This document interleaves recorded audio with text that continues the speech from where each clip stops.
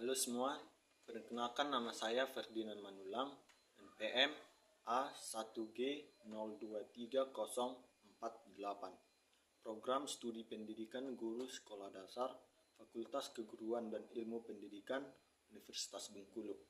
Di sini saya akan menjelaskan mengenai topik keahlian saya, yaitu struktur dan fungsi tubuh manusia.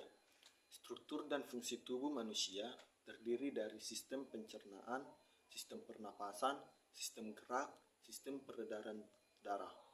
Manusia bisa tumbuh kembang dengan baik, harus mengonsumsi beragam jenis nutrisi seperti protein, lemak, serat, karbohidrat, vitamin, dan mineral yang penting. Harus ada dalam makanan yang ideal.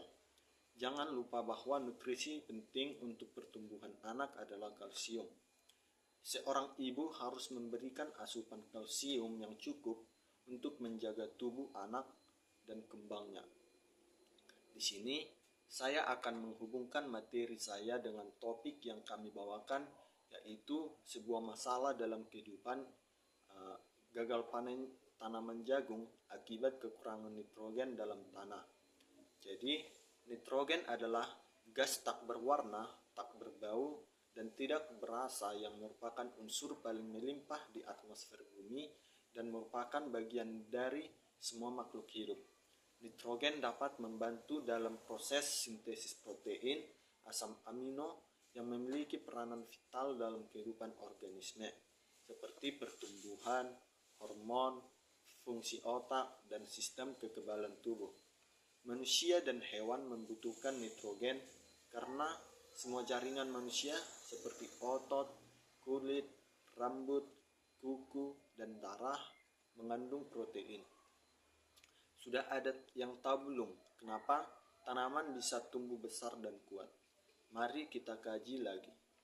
Nah, selain air dan sinar matahari, tanaman juga membutuhkan makanan seperti pupuk kompos yang merupakan salah satu unsur yang penting dalam pertumbuhan.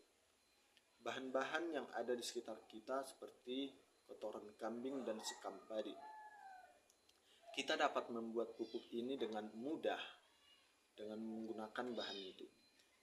Jika kekurangan nitrogen akan menjadikan dampak negatif seperti yang pertama, jika dikonsumsi oleh tumbuhan, kekurangan nitrogen dapat mengakibatkan terlambatnya pertumbuhan dan perkembangan tumbuh, terganggunya proses fotosintesis, dan jumlah biji jagung yang rendah.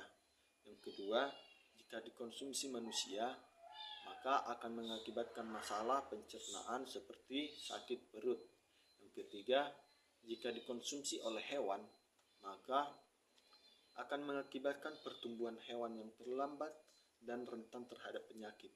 Yang keempat, dalam kimia kehidupan, kekurangan nitrogen juga dapat mengakibatkan gagal panen jagung atau tumbuhan lainnya. Yang kelima, pada genetika akan terjadi penurunan keragaman genetika yang sama dengan induknya, seperti tanaman jagung yang kurang nitrogen akan turun ke anaknya. Kekurangan nitrogen pada tanaman dapat disebabkan oleh beberapa faktor seperti yang pertama, irigasi yang berlebihan. Irigasi adalah sistem pengairan yang digunakan untuk menunjang keberhasilan pertanian. Dengan irigasi, air dialirkan dari sumber air ke lahan pertanian sehingga kebutuhan tanaman dapat tercukupi. Namun, jika penggunaan yang berlebihan akan mendapatkan dampak negatif. Yang kedua, hujan lebat atau penyiraman yang berlebihan. Penyiraman yang berlebihan juga akan membawa kandungan pupuk keluar dari area tanah sehingga tidak dapat diserap oleh akar tanaman itu. Ketiga, jenis tanah berpasir dapat menyebabkan kekurangan nitrogen karena nutrisi tercuci dengan cepat. Yang keempat, pemupukan di waktu yang salah. Contohnya pemupukan yang tidak sesuai dengan jadwal juga dapat mengakibatkan tanaman rusak dan kekurangan nitrogen. Kelima, akar tanah tumbuhan yang tidak berfungsi.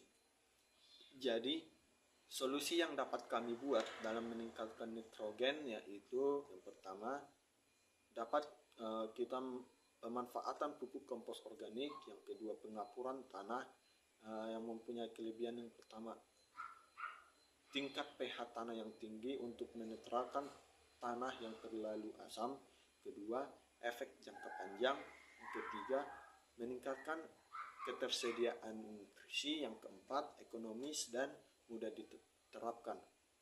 Jadi kami membuat program pupuk kompos untuk upaya meningkatkan nitrogen tanah. Adapun alat dan bahan yang dapat diperlukan dalam pembuatan pupuk ini yaitu yang pertama ada ember, skop, sarung tangan, air, plastik, kotoran kambing, dan sekam padi. Langkah-langkah pembuatan pupuk kompos, yang pertama kita harus menyediakan atau siapkan bahan-bahan yang diperlukan terlebih dahulu. Yang kedua, sediakan tempat atau lahan yang aman untuk pembuatan pupuk kompos. Kita dapat membuatnya di kebun atau tempat yang jarang dirusak hewan. Yang ketiga, letakkan sekam pada dasar lahan yang telah disediakan. Jadi bagian paling bawah itu atau dasar adalah sekam padi. Yang kelima itu kemudian lapisi kotoran kambing tadi dengan sekam padi di atasnya. Lalu siram air dari atas kotoran kambing dan sekam. Lalu lakukan sebanyak 4 kali lapisan. Yang ketujuh, tutup campuran kotor dengan sekam menggunakan plastik yang telah disediakan. Yang kedelapan, lalu lakukan penyiraman dan pengadukan atau pengecekan 1 minggu sekali selama 2 bulan atau waktu yang ditentukan supaya kandungan pupuk yang ada dalam kotoran kambing tercampur rata. Yang kesembilan, tunggu hasil sesuai jadwal yang ditentukan. Nah, adapun kelebihan dari pupuk kompos dibandingkan pupuk kimia lainnya yaitu yang pertama aman untuk kesehatan. Dikatakan aman untuk kesehatan karena pupuk kompos itu tidak mengandung bahan kimia berbahaya atau campuran lainnya. Kedua, tidak merusak lingkungan. Yang ketiga, membantu mengurangi penggunaan pupuk kimia.